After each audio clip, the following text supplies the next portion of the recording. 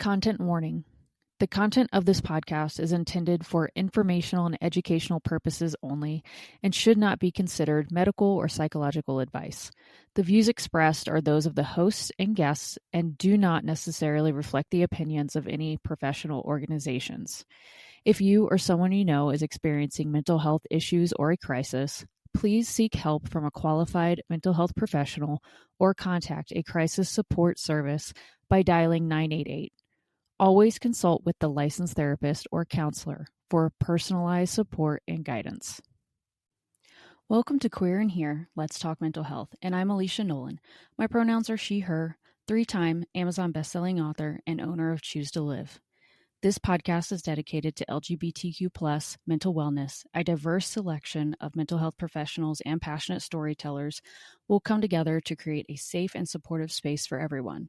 Each episode features insightful conversations that explore the unique challenges faced by the LGBTQ+ community, weaving in personal narratives that resonate deeply with experiences of identity, acceptance, and resilience. This podcast will not only provide valuable tools for coping and healing, but it will also foster a sense of belonging, reminding followers that they are not alone in their journeys, and intends to inspire hope, spark dialogue, and promote mental wellness for everyone. Hi, Hillary, and welcome. Hi, Alicia, friend. Yes, Hillary is a good friend of mine who would like to share her story, which I'm excited to hear. I'm looking forward to it. I've heard small snippets here and there, of course, but I have not heard a whole lot. So I'm very much looking forward to hearing your story and what you have to share with everybody. Would you mind just starting us off with a little introduction? Yes, my name is Hillary. My pronouns are she, her. And yes, we are friends. I'm so thankful and have so much gratitude to be here. Good. Awesome. Did you just want to go ahead and jump right into your journey? Yeah. I just wanted to preface this by saying my story is through a decent amount of childhood trauma. It's a story of hope and triumph. And I'm hoping that someone out there listening may see it, even though, as I said, through trauma, I've basically healed through my journey. Luckily, I had an amazing therapist, as well as through the help of a controversial drug that I'll definitely talk about later on. But yeah, I mean, I guess I could jump right in. I'm very nervous, so bear with me. I've never done this on a platform like this, so vulnerability is hard sometimes, but it's so worth it. So forgive me if I'm a little nervous. You're okay. I just appreciate you being here so much and being vulnerable. Yes. So I'm not sure at what age, but my mom was an alcohol. She was substance abuser. She was an alcoholic. And I don't know what age this started. I know as a kid, I was very outgoing and fun and, just, had a great time with friends. And I don't know what age, but my mom was an alcoholic and it affected me because I didn't have any sort of attachment to her. She was basically, it was almost like she was a sibling that always got in trouble. I remember finding liquor bottles under the bathroom cabinet and having to tell my father. As an adult, she always used to tell me that I was such a well-behaved, good child. And the reason behind that was because I didn't want to get in trouble. I remember her grabbing my brother by the wrist, and my brother had ADHD and learning disabilities, and I just never wanted to be at the other end of that, if you know what I mean. When I was a teenager, I remember seeing the movie. You ever see the movie Mommy Dearest? I don't know if you've ever heard of that. Classic. Yeah. I remember saying to myself, that was me. I mean, I don't think it was quite that bad, but it was close. Yeah. So, yeah. No wire hangers. I was going to say that. Yeah. Yeah.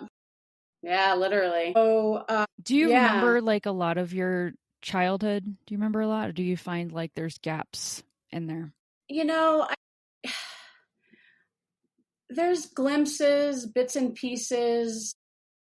I do have some memory. Like I remember wetting the bed when I was like 4 or 5 and having to wake my mother up in the middle of the night and being terrified because she was going to be angry and yell at me. And yeah, my earliest childhood memory has really nothing to do with this, but I remember my parents always hired nannies, and I remember staring up at the nanny and she'd make me laugh. I was getting my diaper changed. I remember that. So, My gosh. interestingly enough, but I don't remember a lot, but I do have memories of bits and pieces of things. But yeah, so Yeah, I can relate a bit to that. My mom was a bit of a alcoholic, and my fondest memories are fetching beers for or like I remember my outlet almost catching on fire. It was sparking like one time when I was in my bedroom and my mom was passed out on the couch, and I remember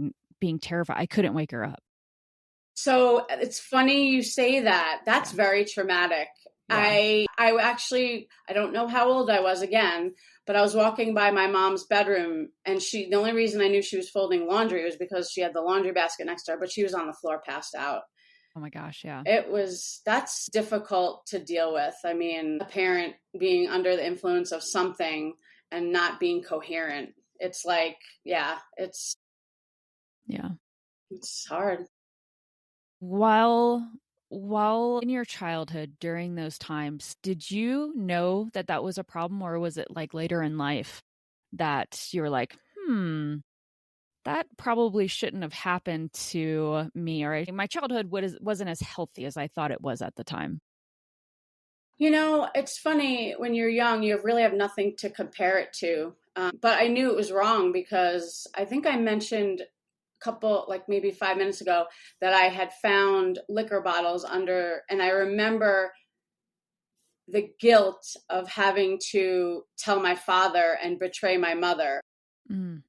So I knew that part. I knew but it was almost like I mentioned before, it's almost she was a sibling of mine, and I was telling on her to my father. That's how it felt mentally. Although, as I mentioned, I felt the guilt of having to betray my mother and tell my father that she's hiding liquor bottles under the bathroom sink. Yeah. Yeah, I had that disconnect. Like I didn't know that it was a problem, not until later. And I reflected and was like, that probably wasn't healthy. You know, Right. there are these clues throughout my childhood, and I was probably into my 20s before I realized that that wasn't a normal thing.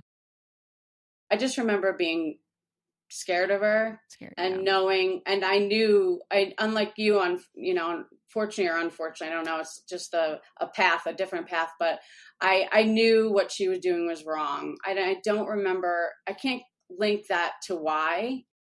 But yeah, it's just interesting. I just had no concept of attachment as a mother-daughter. There was nothing there at all. It was more of just being scared of her or knowing that she's doing a lot of things that are wrong. Yeah. Yeah. Do you mourn a relationship that you could have had with your mom? I definitely do. She passed in 2015. And I always, part of me wanted to talk to her about what happened. I never wanted to while she was alive. It'd be interesting to see I can't now, but as a healthy, functioning adult, I don't know. It's an interesting, we'll never know. But when she was alive, I wasn't 100% healthy. It's almost like we were she was like, it was almost like a relationship. Like she was like my aunt, not my mom. It was like just a cordial, I'd visit her once a year, maybe every 2 years, who knows? But yeah. Yeah. My mother passed away in 2011, and I actually didn't know a lot about my mom when she passed away. I didn't find out things until my 30s about my mom, to include her having an abortion and then, my mom left my dad and us kids a day before my 11th birthday, and 6 months later moved to another state with who ended up being her next husband. But up until that point, I just thought we were a normal family. Like, I remember going on vacations and not really knowing what was happening behind the scenes. And then I find out much later, like my mom just running around behind my dad's back, and, you know, him searching for her and like hotel parking lots in the middle of the night while his kids were at home sleeping. You know, like I didn't know any of that, which for me personally, when I found out that information, it made sense finally. Mm-hmm. That my mom was never a healthy individual and probably had something like borderline personality disorder. I mean, Yeah. when you start putting those pieces together, it's like, shit. Yeah. Yeah. I mean, I've found out some things through my only living relative right now is my uncle. He'll mention glimpses and bits and pieces of things. I don't really, he's not, for some reason, every single family member for me was not trustworthy. It wasn't safe. And I don't talk to him either about anything, but he will divulge glimpses of and bits and pieces of family things that have happened. But like you, I was 11 when, and this is, you know, the next family member, all three of my family members have caused trauma in my life. But when I was 11, I was this outgoing, fun kid. And I remember being picked up from summer camp, by my mom's closest friend. She had been crying and visually distraught. She said my father was in the hospital, that he had a heart attack. And it's interesting because right then and there, I, as an 11-year-old, I don't know how, but I said, that's not true. What is happening? I don't know how I was so intuitive, but so, and we spent the afternoon at her house, had dinner there. She drove us home, and my mom basically told us, my brother and I, that my father had passed away. A week later, my brother tells me, oh, you know, mom said that dad died by suicide. And that hit me like a ton of bricks. I wasn't ready for that. Yeah. So my dad was actually the only one in my life that I was trusted. He was a loving, amazing father, connected, played games with us as kids. I don't have memories of doing anything like that with my mother. He taught us sports and yeah. So that was probably the biggest tragedy of my life. I just looking back at, this was the summer between elementary school and middle school. And I remember starting my first day of middle school and wondering, what are my peers going to think? I just became this socially isolated and cut off kid. Yeah.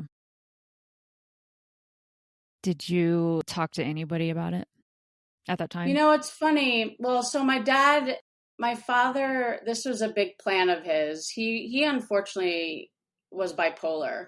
And in the 70s and 80s, they didn't know what that was. He was given Xanax for anxiety. And that was the wrong thing. But I did not know what was happening. I didn't know him as being mentally unstable.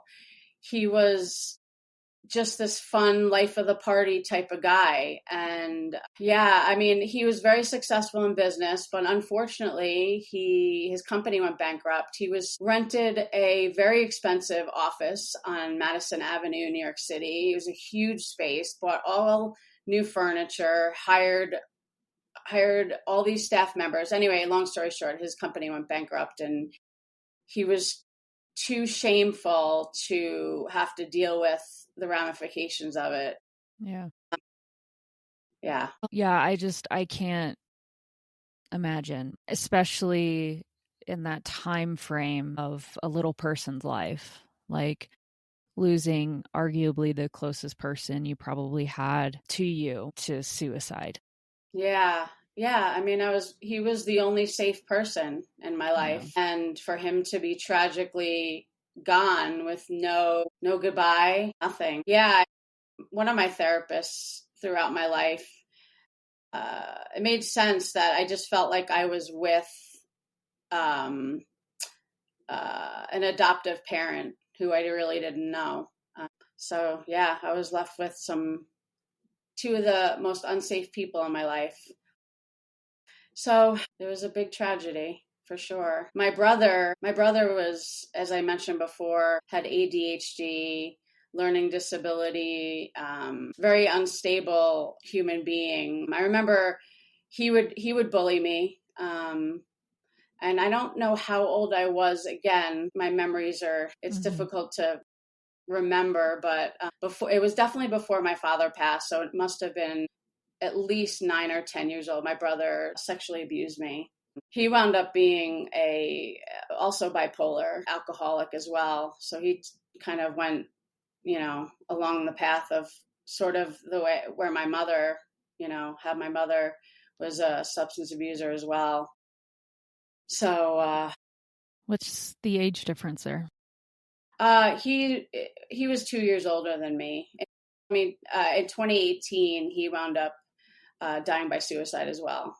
I didn't have a relationship with him as an adult either, for obvious reasons. But yeah. And I'm assuming that you didn't feel safe enough to tell your mom at the time that None of my family members know that my brother sexually. As I said, my only living family member right now is my uncle, and he doesn't know. Yeah. Yeah. That's heavy. I want to reiterate, my goodness, you being vulnerable enough to come on here and share that, because there's a lot of people who have experienced that, tragedy, that aren't comfortable enough to talk about it.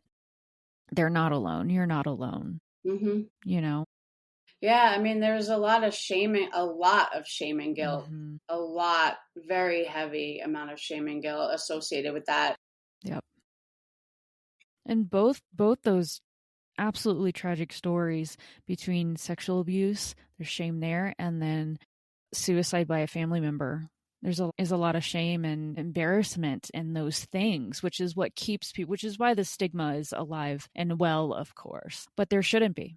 No, people should. Well, I think the reason that happened, if I had a mother that told me what happened and was grounded enough to discuss it, and I know I was only 11, but it stems from my mother having shame and guilt over it. I think she had so much shame and guilt over her alcoholism. Luckily, my father had her go through rehab before he died. His plan was pretty cut and dry with everything. But yeah, going back to the shame and guilt, none of this was my fault. And I remember going to therapists. My father took me to a therapist to talk about my mother's alcoholism. And I had so much shame and guilt over just that I did not say a word. I would sit in the office. They would ask me questions and play games with me, and I would just not say a word. Yeah. So, what was your relationship like with your mom after your dad passed away? Did she go back to the alcohol? No, the one thing that I really wish I could have told her was that I was proud of her, very proud of her. Yeah. She did a lot of unhealthy things after my father died. She got in touch with her high school boyfriend after 7 months after my father passed, and started dating. She just couldn't be alone. I think she had her own issues. Her own childhood, I think, was, what's the word? Unhappy, unconnected. Yeah. So I think, and they talk about genetic, passing on trauma. She passed on trauma from her childhood, which it wasn't her fault. Her boyfriend that she went back with was an alcoholic. And then when he stopped drinking because my mother threatened to kick him out, he smoked weed, which, if that helped him, I'm glad it helped him, but it's just, one thing after the other. Yeah. So it definitely didn't replace what I needed at that time in my life. So, but yeah, I mean, like I said, if there was one thing I wish I could have gone back, was to, tell my mom that she was very strong. And yeah, that's That's a tough one. As you know, it's one to be an alcoholic and then go through, her spouse's suicide and not pick up the drink again that's hard. Strength. Yeah. I had to Shoot. do the same thing with my wife. I had somebody remove the alcohol from my house because I was like, I am not, because I know what will happen, And I was a little less than 2 years sober at the time. And the first person that came to my house, I was just like, remove the alcohol. It's hard. It's freaking hard. Yeah, it takes a lot of strength. Definitely, Alicia. Yeah. I remember the day after my father passed, we went through my dad was a social drinker. He loved having people to the house. There was probably maybe like 25, 30 bottles of liquor in the house. So we dumped everything out as a family, all three of us. We just got rid of all the alcohol in the house. And yeah, takes a lot of strength.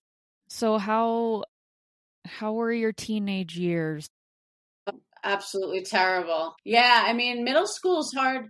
Yeah, middle school is not the best time to be going through this. No. Yeah, I was bullied by two of my best friends, actually three of my best friends, and to have to deal with not feeling safe going home. I did have, so through middle school, I think my biggest challenge was the bullying and not, just becoming the socially isolated teenager. But what saved me in high school was sports.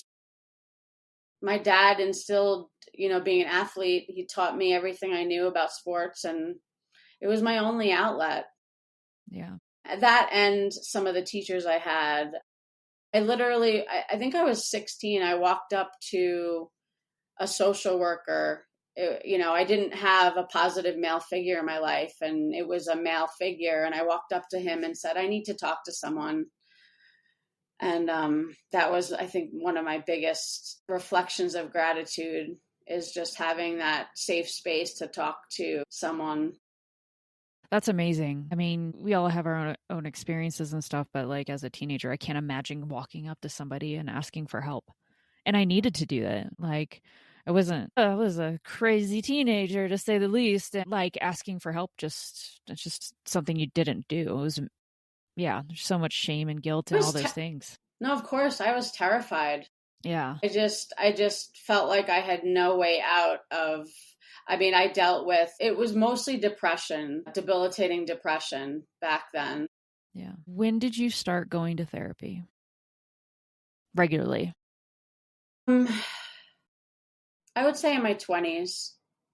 Yeah. Early 20s. I came out when I was 25, started going to therapy. I met a very supportive, I dated cis men in my early 20s, but then I realized I was gay, so I started going out with some. It's a funny story. I called up someone I went to high school with, I played softball with, that I knew was queer, and I literally called her and said, hey, I know you have, she'll probably she laughs about this to this day, but I said, I didn't want to say, hey, are you gay? I said, I know you live an alternative lifestyle. And she's like, what do you mean? But anyway, long story short is she took me out with her. And that night I met my wife. Yeah. She was friends with her, kind of introduced us. Yeah. So you live an alternative lifestyle. That's awesome. I didn't want to how do you ask? Label her as gay. Hey, are you gay? I don't know. It was in the late 90s. Yeah. So how do you approach that one? Are you a big homo? I don't know. I know. So well, you started going to therapy around that time? Yeah, for most of my life, I still felt a lot of shame and guilt with, especially being queer too. So between being queer and my entire childhood, there was just this very heaviness of having so much guilt and shame that therapy helped me to an extent. I did a lot of unhealthy things in my 20s. My wife and I had and it wasn't her fault. She was a supportive person, but I had such an unhealthy attachment to my wife given my childhood that I was a binge drinker in my 20s, and I had crippling anxiety. I would have to take Klonopin just to go to work or get through student teaching. I was getting my master's in physical education, and I started student teaching, and I had debilitating panic attacks having to stand up in front of a class and do a lesson. I just couldn't do it. Luckily, I spoke to my professors and said, I'm not going to teach. I can't do this. I just need to finish my degree. Yeah. But yeah, I had severe crippling anxiety. I became a vet tech, and showing up every day to work, I had a pop Klonopin. And the days that I was off from work, that my wife was working, I had this debilitating fear of being alone without her. Was just so much intense panic.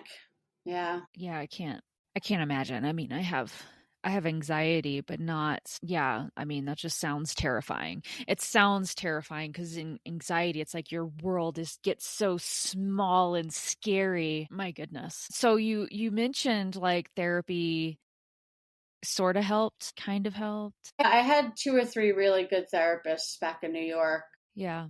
One of which I still talk to once in a blue moon. She asks me about the controversial medication that I'm on and how it can help for her clients. But I mean, I trusted them to an extent, but I think how much fear and anxiety I had prevented me from being 100%, what's the word? There wasn't 100% trust there. Yeah. I just had so much pain that it was difficult to get through that pain in order to do the work that I desperately needed to get through. So what kind of work have you done? What kind of things have helped you in your journey?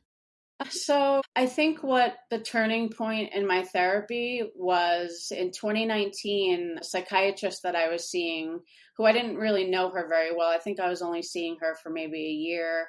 She retired, and a psychiatrist took over at the practice I was at. She weaned me off of the benzos that I was on, Klonopin, and she started me on low-dose ketamine.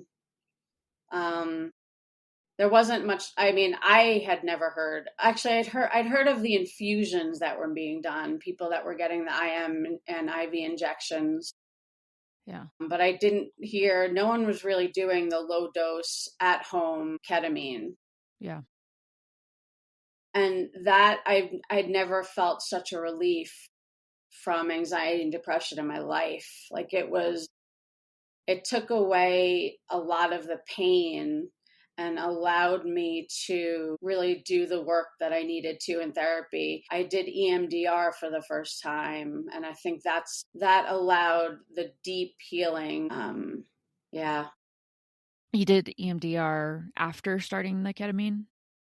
Yes. Okay. Yeah.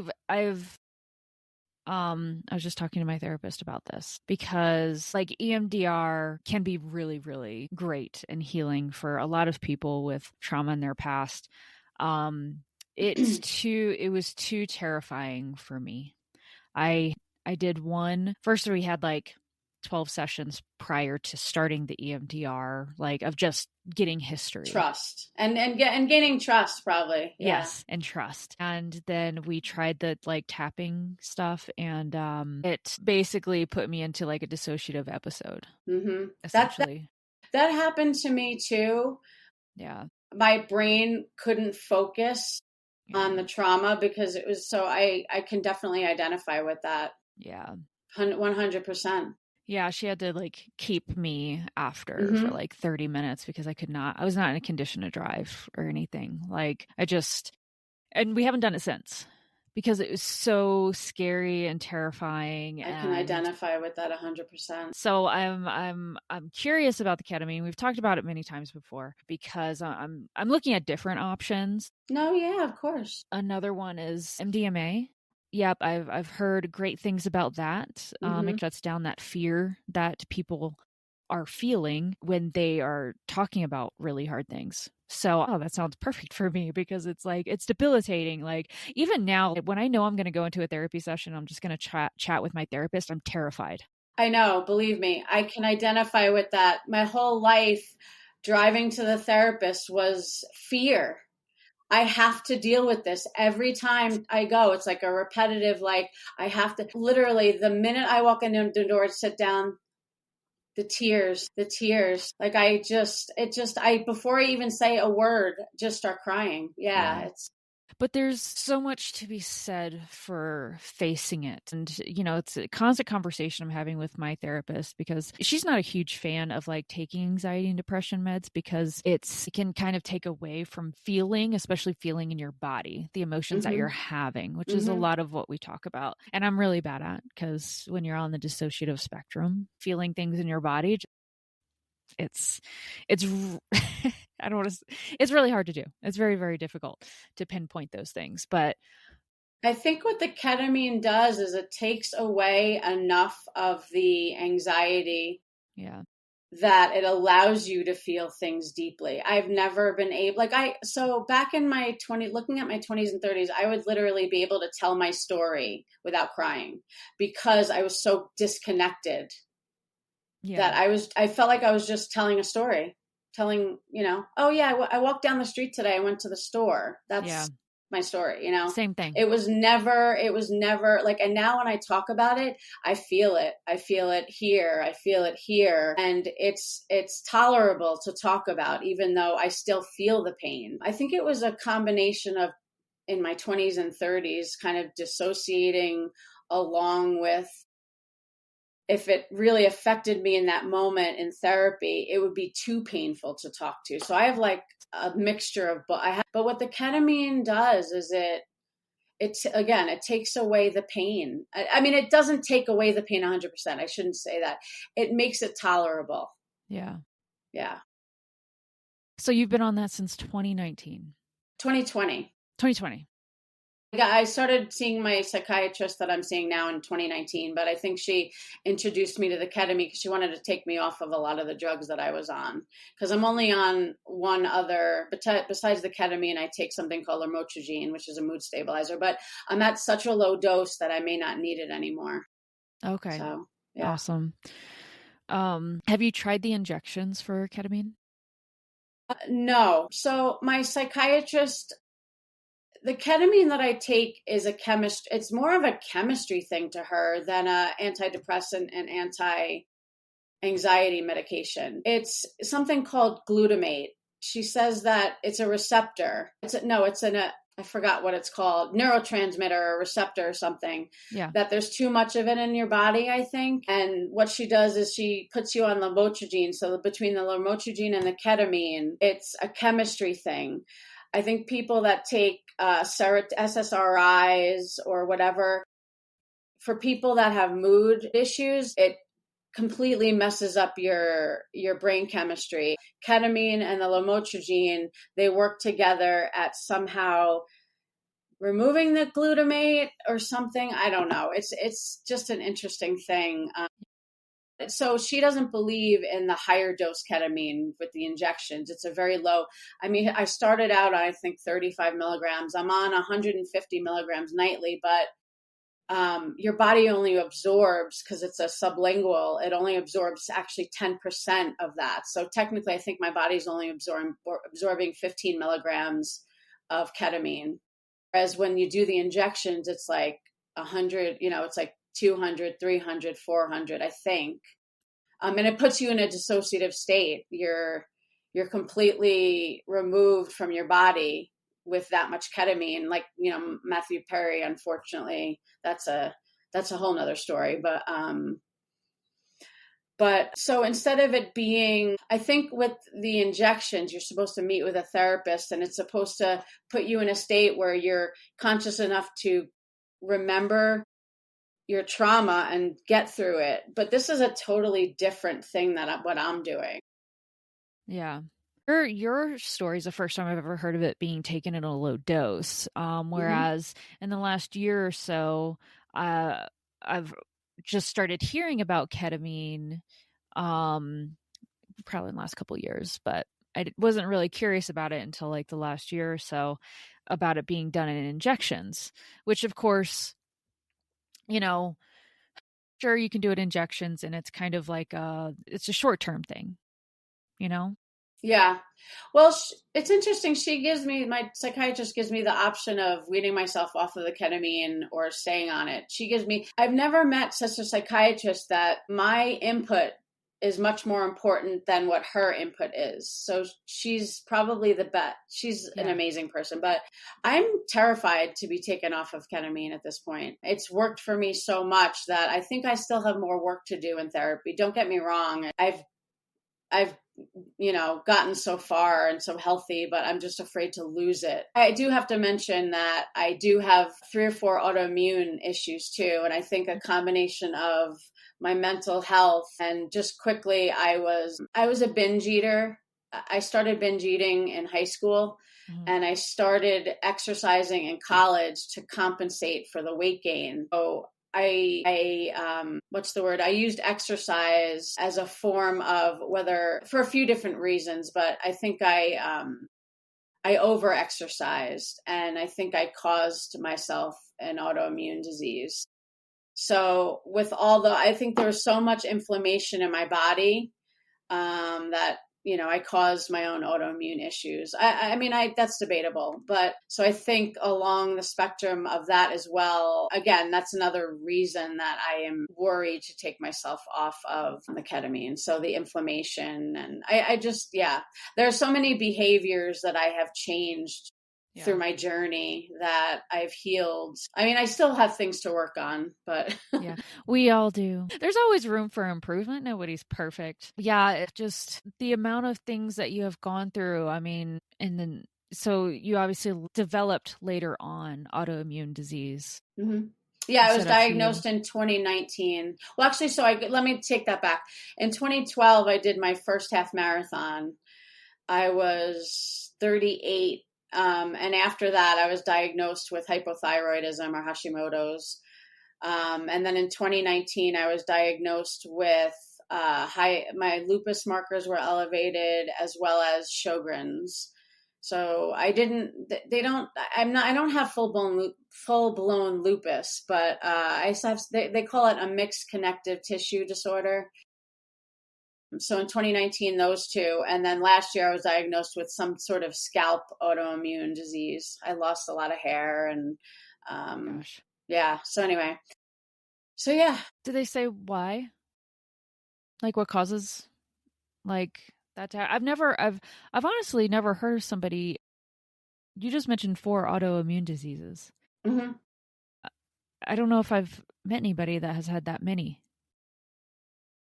I mean, I Yeah. I'm like, how is I'm that? an Do you think overachiever. it's I'm an look at overachiever. you, like, where's the gold medal for this one over now? I know. Hmm.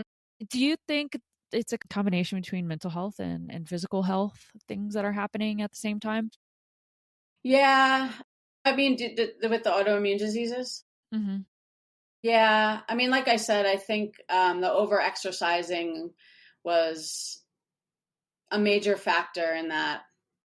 Yeah, But I think I used exercise to combat a lot of that anxiety, and it did yeah, help. But I went overboard.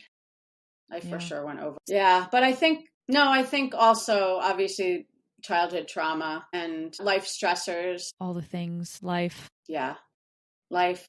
So talk about where you're at now in your healing journey. I'm much more grounded, much more grounded. I mean, I can have a relationship where I can be independent and do my own things. I can exercise and enjoy it and not push myself and obsess about having to burn calories. I can go outside and go for a hike and enjoy the scenery. And one of the things when I first met my therapist, one of the things I wanted to do was I didn't really have any friends when I met I didn't really have any close friends throughout most of my life. I used my relationship as a little bit of a crutch, or a lot of a crutch actually, but I wanted deep connections with people, and I have them. Yeah. Being vulnerable with people and sharing my story and hearing their stories, being in a community that I feel comfortable being in, like, and recognizing people for their, individuality, and appreciating, just enjoying things. Yeah. Yeah, looking back and reflecting on my childhood and allowing myself space for how I feel in the moment and what I'm feeling, and recognizing stressors and things that have working through things, just appreciating and having gratitude, like all the really good things. Yeah.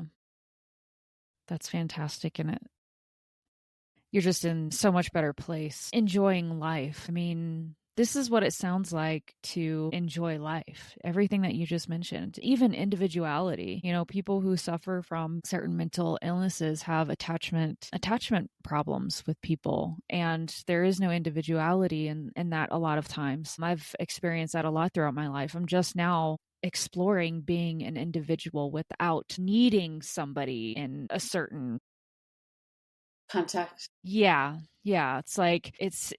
But I'm so much happier with it. And as tragic as it is, I'm at this point in my life after my wife died by suicide, which is the worst thing that's ever happened to me. But I've gotten to a point in my life that I'm happier with who I am.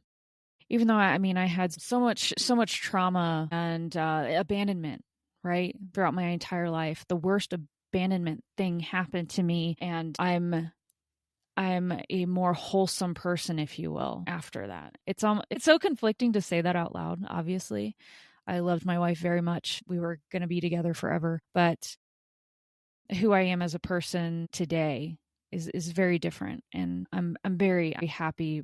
My mental health is stronger than it's ever been, I guess, is a better way for me to put that. Thank you so much for sharing your story and just being so vulnerable, because I believe that there are a lot of people who will hear your story, and once again, just not being alone, not feeling alone.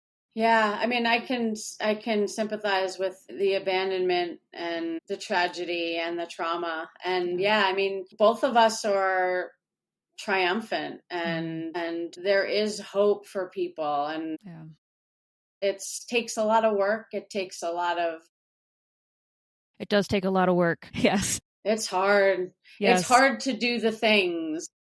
Yes, you have to force yourself to do the things. And believe me, if you're struggling right now, there is something out there for you. You can get help, and whatever that may look like. Tell your story. Yes, Cry sharing. with people. Don't be afraid to Trust cry. people. Yeah. Exactly. Yeah. I'm surprised I didn't cry, Yeah, Alicia. you did great.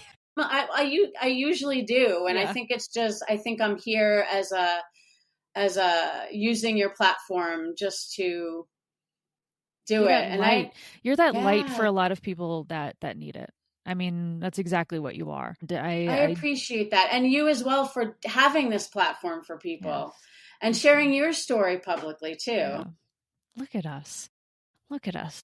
You are such a dear friend, and I just want to thank you so much for doing this. And it's because of you. I don't think I'd be able to be on just anybody's podcast. It's because of Mm. you and our friendship and who you are as a person and what you bring to our friendship. So Well, now you're going to thank make you. me cry. Thank you for being here and being a part of this journey. This has been a huge mission of mine, and you being a part of it really does mean a lot to me. So thank you for that. We're gonna end on all of that. Actually, we're not going to end fully. I always ask my guests one thing at the end, which is if you have a little nugget of advice for anybody in the queer community, what would that be? Hug your friends. Go out and have deep connections. Our community is so welcoming, and if you find that it's not, there are people out there that aren't welcoming, but there are a lot of people that are.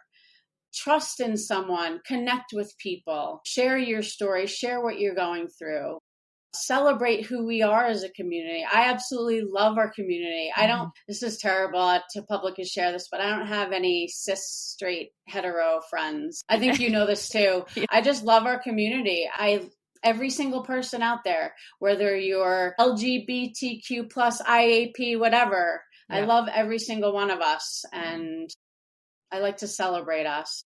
We are. Thank you for all of that. And we are in such a special community. I think there's just an instant connection when you find out somebody is within the community. So yes, all the things, connect with your friends, connect with people within the community, take care of yourself always. Yeah, share your story. That's a big message today. It's a message a lot of times, but today, like, share your story. There's somebody out there that needs to hear it. Could save a life. So thank you, Hillary, so much for being here today. And thank you, Alicia. Yes, of course. Yes, thank you. Please leave comments for Hillary or myself about this episode. You can also follow Queer in Here on Instagram, Facebook, and TikTok at Queer in Here Podcast. Thank you so much for tuning in. You are loved. You are enough. Please lean on each other and ask for help when needed. See you next time.